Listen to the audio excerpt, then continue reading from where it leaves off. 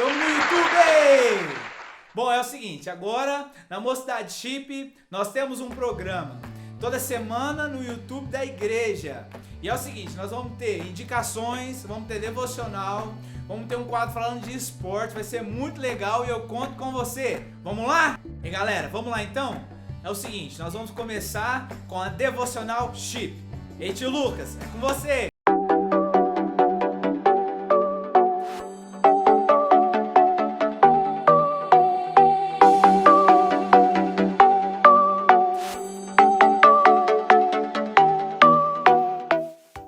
E aí galera, tudo bem? Para mim é um motivo de grande orgulho, uma satisfação enorme estar aqui no nosso primeiro Devocional Chip. E adivinha, o nosso primeiro Devocional Chip não vai ser um devocional. Isso mesmo, o nosso primeiro Devocional Chip vai ser sobre como estudar as cartas do Novo Testamento. E eu vou trazer 3 dicas iniciais e depois eu vou mostrar na prática como esse estudo é feito. Então vamos lá para as nossas 3 dicas iniciais. Dica número 1, é interessante que você faça a leitura da carta toda. Por quê? Assim como se você for ler uma carta hoje, se você não ler ela tudo, você não vai entender, no Novo Testamento isso também ocorre. É necessário que você leia essa carta inteira para depois disso você começar a fazer um estudo sobre ela. Dica número 2, é necessário que você entenda quais são as motivações que aquele texto foi escrito. Todas as cartas de hoje em dia têm uma motivação que levou ela a ser escrita. Antigamente também era assim. E essa dica ela está inteiramente relacionada com a dica número 1. Quando você lê a carta toda, você consegue entender o motivo que levou o autor a escrever aquela carta. Dica número 3. É interessante que você faça a delimitação do texto através da perícope. O que é uma perícope? Assim como o texto de hoje em dia, ele é delimitado por introdução, desenvolvimento e conclusão, e essas delimitações ocorrem através do parágrafo. Antigamente existia a delimitação através da perícope, onde a letra da frase inicial era em negrito.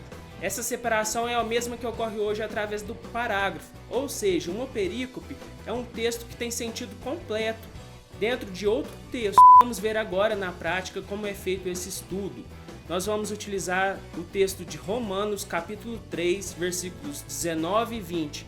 Como você pode ver na tela, trata-se de uma perícope.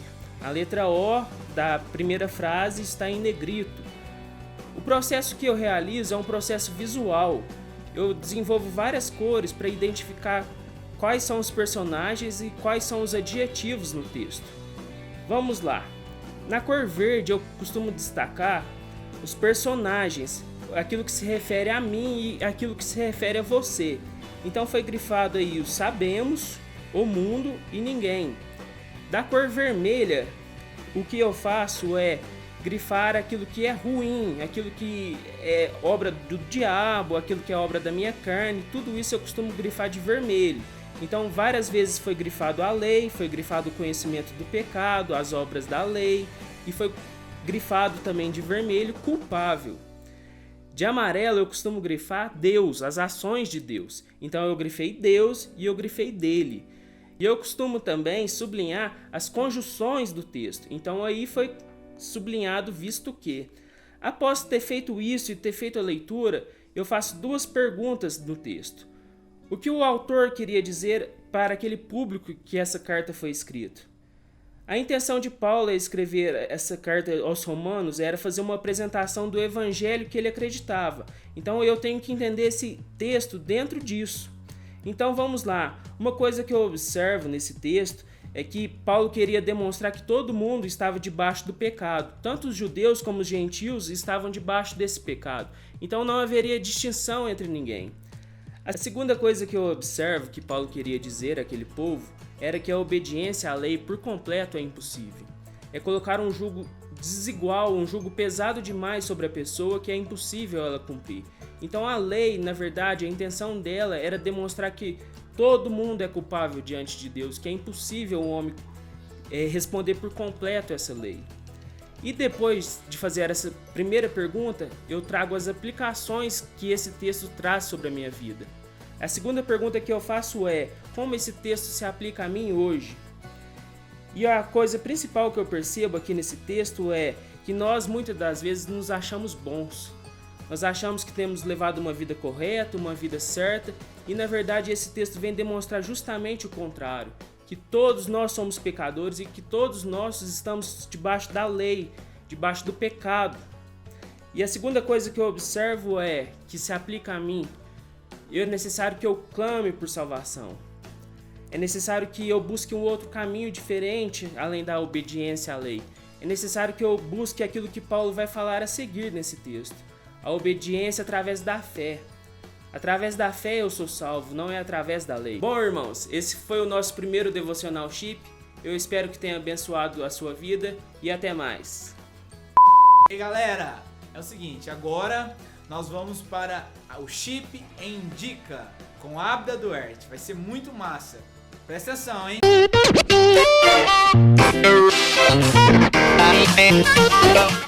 Hello Chips, tudo bem com vocês? No Chip Indica de hoje a gente vai indicar para vocês uma minissérie composta por apenas uma temporada com 10 episódios.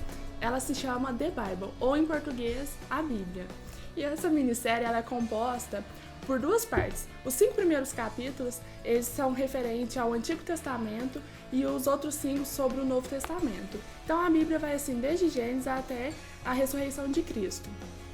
E uma curiosidade bem legal dessa série é que, para ela ser escrita, ela foi consultada por nada mais nada menos do que 47 teólogos, o que faz ela ser bem próxima da Bíblia. Mas lembrando que a gente tem que ter aquele filtro, né, galera?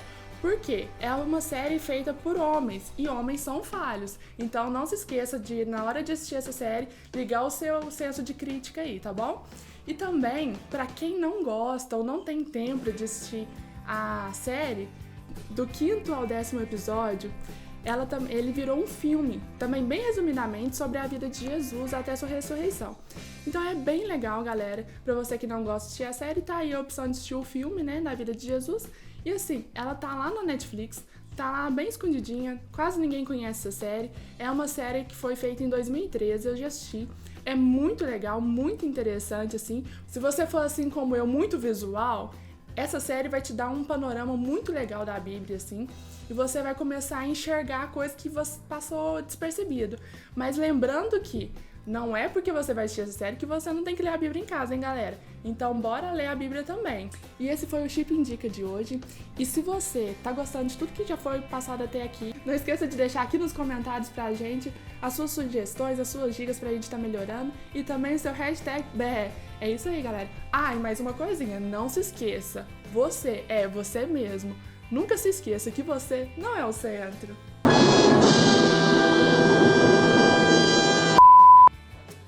Em tempo de coronavírus, nós temos esporte?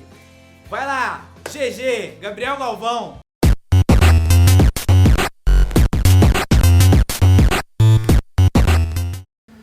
Eu sou o GG Galvão, estou aqui para comentar 2 lances do futebol. Creio que vocês estão com saudades, né? Vamos relembrar os melhores momentos que já teve no nosso futebol brasileiro e nosso futebol mundial.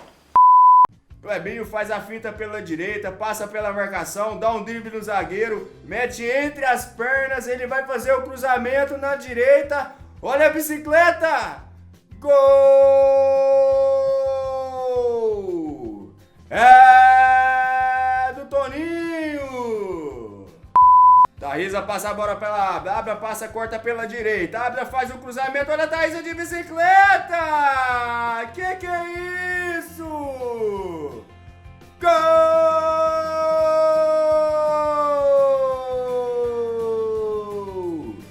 É da Thaísa, lá Bebeto! Confira comigo no replay. Foi ela! Galera, esse foi os lances de hoje. Até a próxima. Red Chip! Tchau, obrigado!